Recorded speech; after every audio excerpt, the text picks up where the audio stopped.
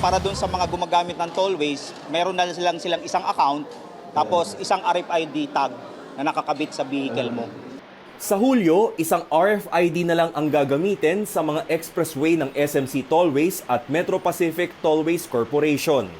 Magpo-full blast na raw kasi ang pagpapatupad ng One Wallet, One RFID system sa 12 tollway ayon sa Toll Regulatory Board. Ang mga motorista makakapamili na kung alin sa dalawang RFID ang gagamitin. Ang SLEX, Star Tollway, NAIA X, Skyway, Skyway Stage 3, T-Plex at MCX, AutoSweep RFID ang gamit. Habang EasyTrip RFID naman sa NLEX, SCTEX, Cavitex, Calax at C5 South-Link.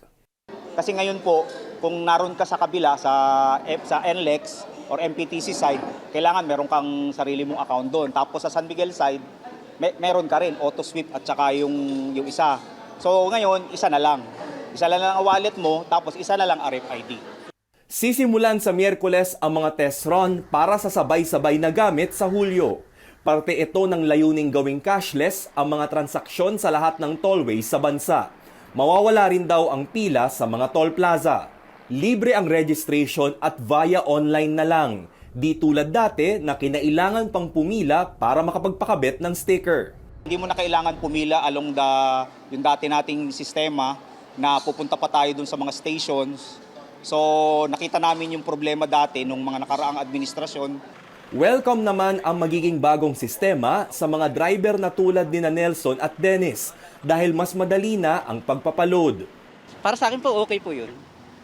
Para kung sakali kung yung isa may load, yung isa wala, kahit saan pwedeng dumaan. Mas maganda po yung pag sa isa na lang yung RFID para isang bayaran na lang, yung hindi yung iwahiwalay pa. Nakikita namang hamon ng TRB kung lahat ay tatangkilikin ang bagong sistema. Ang iba raw kasi sanay pa ring magbayad ng cash.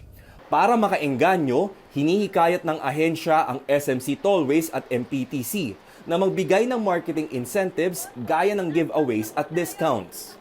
Kung hindi tayo magpupuli cashless, hahaba ng haba ang pila sa ating mga tollways. Hindi pa nagbibigay ng pahayag ang mga toll operator tungkol dito. Kasama rin sila sa technical working group para sa magiging launch. Hiling naman ng mga tulad ni Nelson, sana'y matugunan din ang ibang issue gaya ng mga RFID na di nababasa pagdating sa toll plaza. Para maiwasan ang abalat, mapabilis pa ang biyahe. Rex Remitio, CNN Philippines.